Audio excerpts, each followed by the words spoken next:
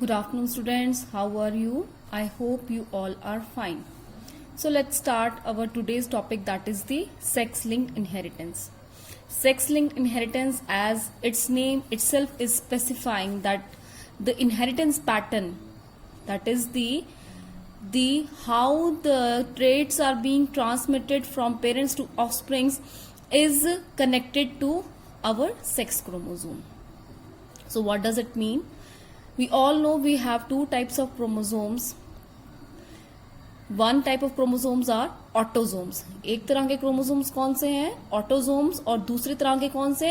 Allosome. Yellow word का मतलब होता है अदर.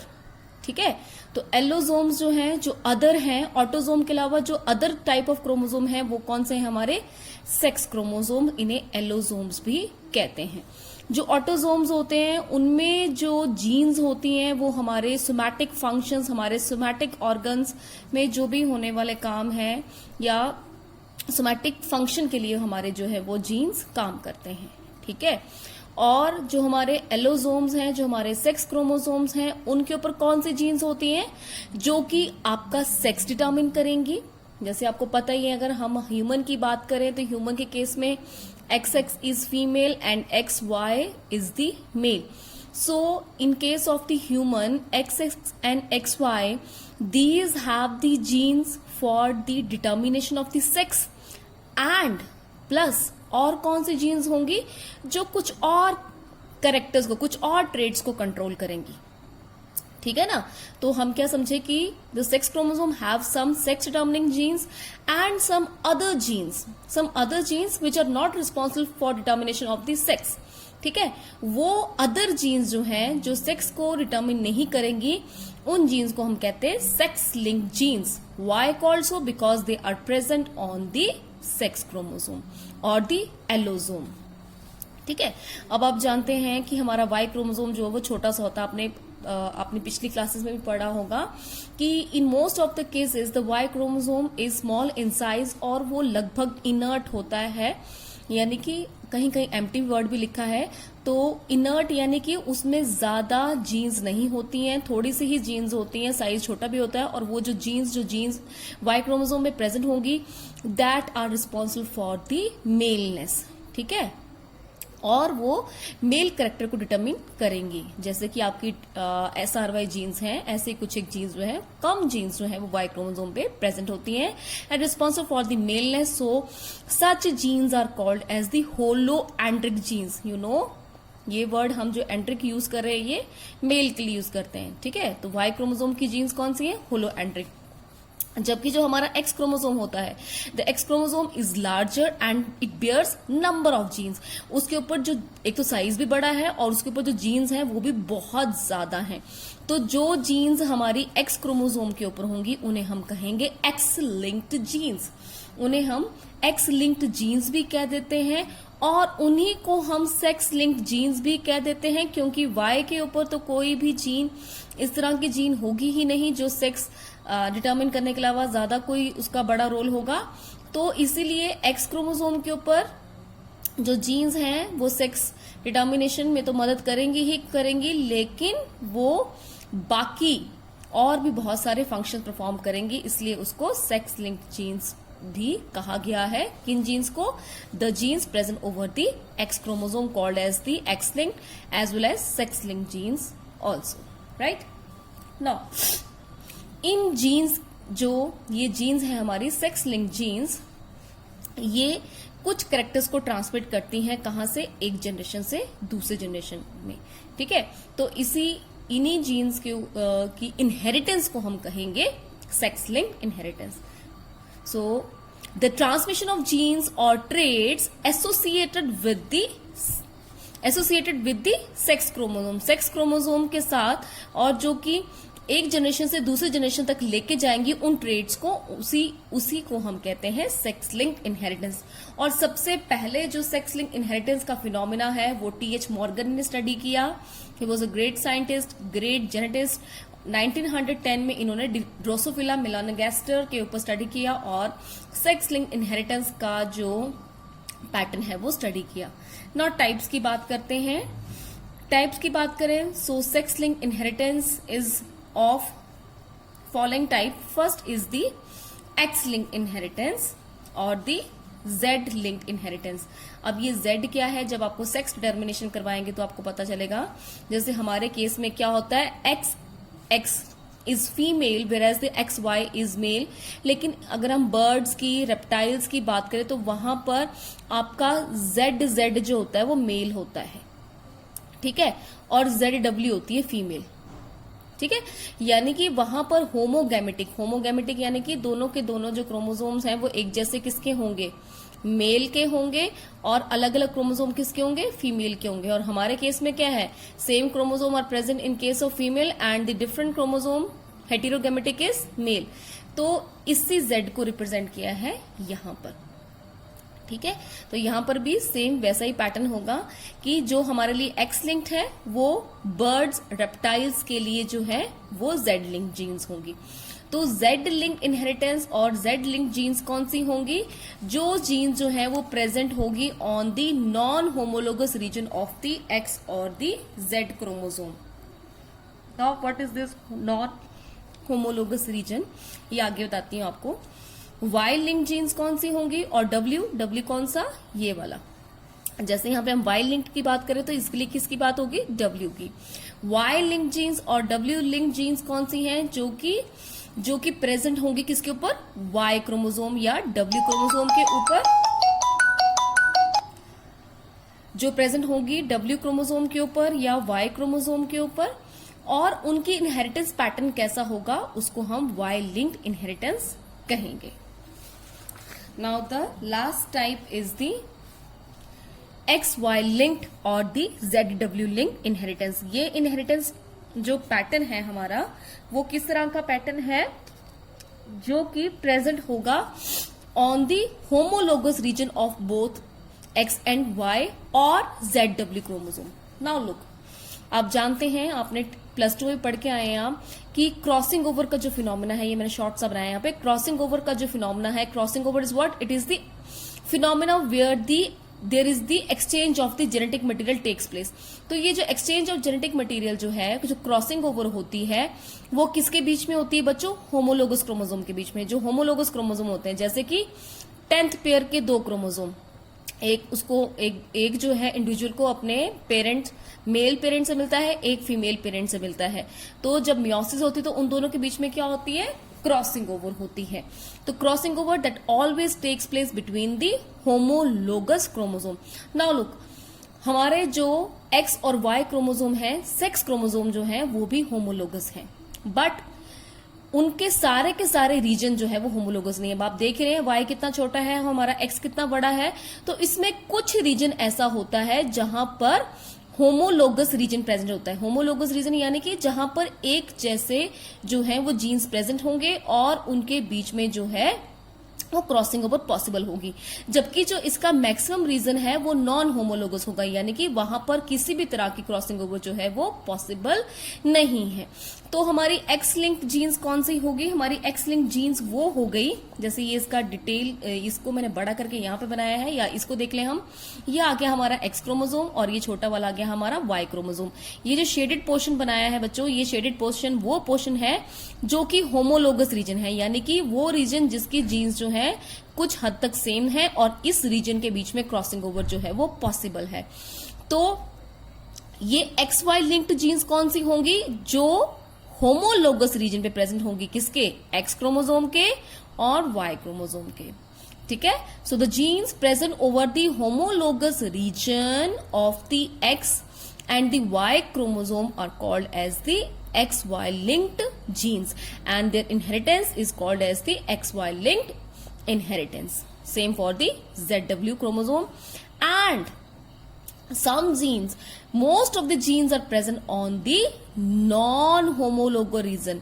अब ये जो non shaded area बनाया है ये वो region है जो कि इसके साथ जो है वो कभी भी पेयरिंग नहीं करेगा, because these are the non homologous region, इनके बीच में कोई भी सिमिलैरिटी जो है वो नहीं है। तो एक्स क्रोमोसोम का वो पार्ट जो कि नॉन होमोलोगस है, उसमें कुछ स्पेशल जीन्स होती हैं, अलग तरह की जीन्स होती हैं जो कि इसमें नहीं होती है, इसलिए इसको कहते हैं हम एक्स लिंक्ड जीन्स। और इनके इनहेरिटेंस पैटर्न को, ये कैसे जो है वो पेरेंट से, फीमेल पेरेंट से नेक्स्ट जनरेशन में पास ऑन होगी, उसे हम कहेंगे एक्स लिंक्ड इनहेरिटेंस। ऐसे ही सेम वाई लिंक्ड जीन्स के लिए है कि वाई के छोटे से रीजन में कुछ जीन्स ऐसी होंगी जो वाई क्रोमोसोम के लिए ही पिक्यूलर होंगी, लेकिन इसके कंपैरिजन में जो वाई क्रोमोसोम है उसमें जीन्स का नंबर काफी ही कम होता है। ठीक है, तो वाई लिंक्ड जीन्स जो हैं वो कैसे ट्रांसमिट होंगी फादर से अपनी नेक्स्ट जनरेशन में, वो है वाई लिंक्ड इनहेरिटेंस। ठीक है, so what is x linked inheritance? The X linked inheritance क्या है कि the genes present over the non-homologous region of the X chromosome, how they are transmitted, what is their inheritance pattern from the parents to the offspring, that is the X-linked inheritance pattern or the X-linked inheritance। ठीक है, तो देखें यहाँ पे इसको थोड़ा सा detail मैंने बनाया है। ये एक क्रोमोसोम जो है, ये वाला एक क्रोमोसोम है हमारा एक्स क्रोमोसोम, और ये दो क्रोमोसोम के क्या है, क्रोमैटिड्स हैं। जैसे ये यहाँ पे देखें आप, ये हमारा जो बड़ा वाला है एक्स क्रोमोसोम है और ये दोनों इसके क्रोमैटिड्स हैं। तो इसको ओपन अप कर दिया है। ओपन अप क्यों बनाया है? क्योंकि इजिली आपको क्रॉसिंग ओवर जो है वो नजर आ जाए। ठीक है, सेम ये छोटा वाला क्या है हमारा, वाई क्रोमोसोम है, और वाई क्रोमोसोम का जो है हमने दो क्रोमैटिड्स, ये वाले जो हमारे दो क्रोमैटिड्स हैं यहाँ पे शो किए हैं।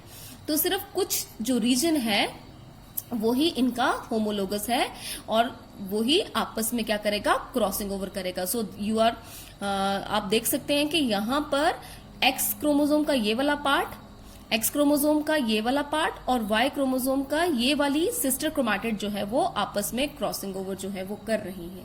सो this is the homologous region of the X and Y chromosome, whereas this is the non-homologous region of the X and the Y chromosome। अब ह्यूमन की बात करें बेटा, तो ह्यूमंस की अगर हम बात करें, मैन की बात करें, तो मैन में अप्रोक्सीमेटली 1098 सेक्स लिंक्ड जीन्स जो है वो ह्यूमन में डिटेक्ट हो चुकी हैं। ठीक है, अब आप देखेंगे अगर हम फीमेल का जीनोटाइप देखें तो फीमेल में 22 ऑटोसोम्स हैं और दो हमारे सेक्स क्रोमोसोम है, वो कौन से हैं, एक्स और वाई। जबकि अगर हम बात करें मेल्स की, तो मेल में 22 ऑटोसोम और दो हमारे सेक्स क्रोमोसोम हैं जो है एक्स और वाई। अब देखेंगे आप फीमेल में दो, फीमेल में ये दो हमारे सिस्टर क्रोमैटिड्स हैं। मान लीजिए कि कोई एक जीन जो है वो यहां पर प्रेजेंट होगी, ये अब आप जानते हैं फीमेल में एक नहीं, ऐसे ऐसे कितने क्रोमोसोम होंगे, दो। फीमेल में एक और ऐसा हमारा क्रोमोसोम होगा, और अगर हमारा मेल होगा तो मेल के पास क्या होगा, एक तो ये वाई होगा और दूसरा मेल के पास क्या होगा, ऐसा ही एक्स होगा। नाउ लुक, अभी कोई यहाँ पे जीन है, उस जीन का नाम हमने ले दिया सी। वो जीन फीमेल में यहां पर है, इधर यहां पर है, और मेल में यहां पर है। You all know the gene they share the common loci. अगर कोई जीन इस रीजन में प्रेजेंट है तो इस एक्स क्रोमोसोम पर भी इस रीजन में प्रेजेंट होगी और इस एक्स क्रोमोसोम में भी इस रीजन पे प्रेजेंट होगी।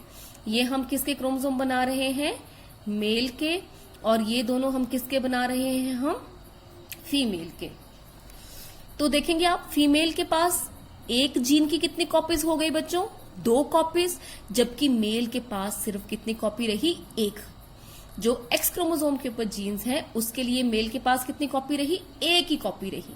ठीक है, so male is always hemizygous. Hemi क्या होता है, आधा, कि मेल के पास जो है वो उस जीन के लिए आधा ही जो है वो कंपोनेंट रहेगा। ठीक है, उसकी जो कैपेसिटी है उस जीन के लिए, उसकी जो टेंडेंसी है वो क्या है, आधी है।